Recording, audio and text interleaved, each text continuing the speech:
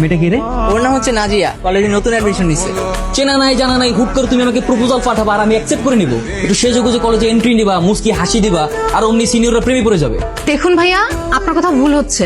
ভাইয়া? আমি কারো ভাইয়া না। আজকে ভাইয়া, দুদিন পরে ভাইয়া থেকে ছাইয়া ছাইয়া, তাই তো? তোমার মতো মেয়েদেরকে না আমার খুব ভালো মতো চেনা আছে। বিশ্বাস করুন, আমি আপনাকে কোনো চিঠি দিই নাই। আমি কেন ওনাকে চিঠি দিতে যাব? আমি তো ওনাকে চিনিই না। আপনি আবার আসছেন? আমি না ভেবে দেখলাম এভাবে রিজেক্ট করে দিয়ে তোমার মন ভাঙাটা আমার একদম উচিত হয় না। তাই ভাবলাম তোমার প্রপোজালটা অ্যাকসেপ্ট করে নি। আজকে থেকে তুমি আমার girlfriend. I love you too. খুশি? আপনি কেন বুঝতেছেন না? আমি আপনাকে কোনো চিঠি দেইনি। চিঠিটা হয়তো অন্য কেউ দিয়েছে। এই কিসের ভালোবাসা? হ্যাঁ, আমি কতবার বলবো আপনাকে আমি আপনাকে কোনো চিঠি দেইনি। আর শুনেন, আপনি কলেজে আমার সিনিয়র। কলেজ কিন্তু এখন ছুটি হয়ে গেছে। এখনো কিন্তু আপনি আমার সাথে উল্টাপাল্টা কিছু বলতে পারবেন না, তাহলে কিন্তু ভালো হবে না বলে দিলাম। আবার কি চাই? আমি তোমার বয়ফ্রেন্ড, আমি তো তোমাকে দিতে এসেছি। কি দিতে এসেছেন? এই যে গিফট। আজকে আমাদের রিলেশনের দ্বিতীয় দিন না, তাই তোমার জন্য গিফট নিয়ে এসেছি। আমি কি আমার মুখ দিয়ে আপনাকে একবারও ভালোবাসা শব্দটা বলেছি? মেয়েদের বুক ফোটে কিন্তু মুখ ফোটে না। ভালোবাসার কথা সরাসরি আমাকে বলতে না পেরেই তো চিঠি লিখে পাঠিয়েছিলে। বেশি বোঝা স্বাস্থ্যের পক্ষে ক্ষতিকর। আই চল। কিন্তু আমার গিফটটা? আপনার গিফট আপনার কাছেই রাখেন।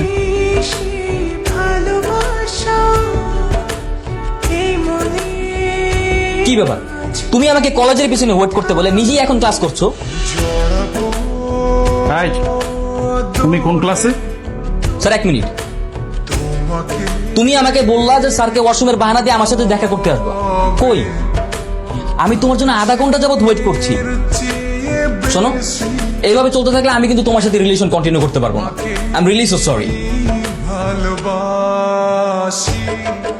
ক্লাসের বাইরে কান ধরে দাঁড়িয়ে থাকো, ক্লাস ছুটি না হওয়া পর্যন্ত ওইখানে দাঁড়িয়ে থাকবে। যাও। তোমার এই কথাটাই ছিল শুধু বলা, ভালোবাসি আমিও তোমার। কি সমস্যা আপনার? আপনার কি একটু ভয় করে না? আমি কখন বলেছি আপনাকে কলেজের পিছনে অপেক্ষা করতে? কি করবো, তোমাকে দেখতে ইচ্ছে করছিল তাই একটু। তাই বলে আপনি ক্লাসে সবার সামনে আমাকে গার্লফ্রেন্ডের পরিচয় দিবেন? এখন স্যার যদি প্রিন্সিপাল স্যারের রুমে গিয়ে বিচার দেয়, আমার কি হবে একবারও ভেবেছেন? আরে এত ভেবে কি প্রেম হয় নাকি?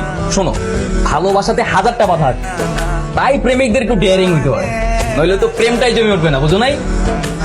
আপনার সাথে কথা বলাই বেকার। আমার তো মনে হচ্ছে আপনার মানসিক ডাক্তার দেখানো উচিত। দোস্ত, তুই প্লিজ আমাকে এই ঝামেলা থেকে বাঁচা। কেন, কি হয়েছে? কি হয়েছে তুই বুঝতেছিস না? এইভাবে চলতে থাকলে কবে যেন প্রিন্সিপাল স্যার আমাকে ডেকে নিয়ে টিসি দিয়ে দেয়। তার মানে তুই সত্যি সাকিব ভাইকে লাভ লেটারটা দিসনি? আরে আমি কেন ওনাকে লাভ লেটার দিতে যাব? আমার কপালটাই খারাপ, কলেজে পা রাখতে না রাখতেই একটা ঝামেলা ঘাড়ে এসে পড়েছে। তবে যাই বলিস, সাকিব ভাই কিন্তু অনেক হ্যান্ডসাম আর ডেয়ারিং।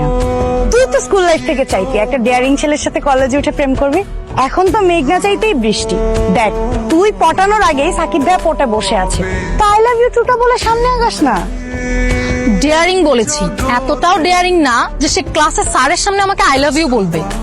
আর আমি যদি ওকে আজকে আই লাভ ইউ বলি, কালকে দেখবি ঠিকই আমার বাবার সামনে বিয়ের প্রস্তাব নিয়ে হাজির হয়ে যাবে। সমস্যা কি? আজকাল প্রেম করার জন্য ছেলেদের অভাব হয় না, কিন্তু বিয়ের কথা বললে ওরা লেজ গুটিয়ে পালায়। শোন, ছেলেটাকে হাতছাড়া করিস না।